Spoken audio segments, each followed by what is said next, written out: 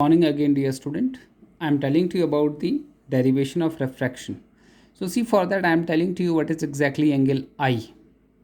Angle I is equal to angle R1, or this you can say I have to find out deviation delta. So delta is the exterior angle of triangle TQR. In triangle TQR, delta is exterior angle. So delta must be equal to sum of two interior opposite angle, that is TQR plus TRQ. This is the value of angle delta. So delta must be equal to angle TQR plus TRQ. Why?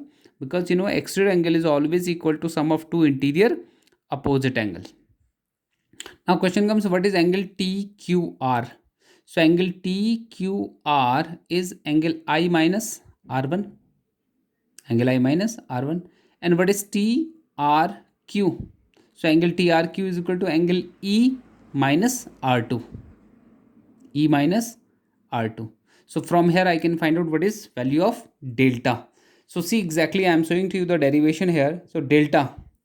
So delta is equal to TQR plus angle TRQ, and TQR is equal to I minus R1 plus E minus R2. This I had shown to you here. Adding these together, so I plus E minus R1 plus R2. This formula become like this. But you know what is R1 plus R2? In quadrilateral I had explained to you already. R1 plus R2 is equal to A. That is called angle of prism. That is called angle of prism. A. So what is delta is equal to I plus E minus A. So this is the angle. So A I can take left hand side. So A plus delta is equal to I plus E. This is the first derivation for refraction through prism. Refraction through prism. Now again you have to derive the expression for this mu. But see, you can derive this formula mu only, I told you, when deviation is minimum. When deviation is minimum, delta m. Understood? So deviation produced by the light prism depends on angle of prism A, material of prism mu, and the angle of incidence I. It is depending on these three factors. So now I am telling to you this derivation. How does it happens? The graph. See, you will get, when you will draw the graph between angle of incidence and angle of deviation. So see what will happen as you are increasing angle of incidence. So what will happen? Initially the angle of deviation will decrease. So this is called minimum deviation. After this, again you are increasing angle of incidence, but now angle of deviation will also start to increase. This graph you have to draw in practical lab also. So that's why this is very important. Go through this. Initially, when you are increasing angle of incidence up to I, so deviation will decrease. If you are increasing again angle of incidence more than I, so again deviation will start increasing.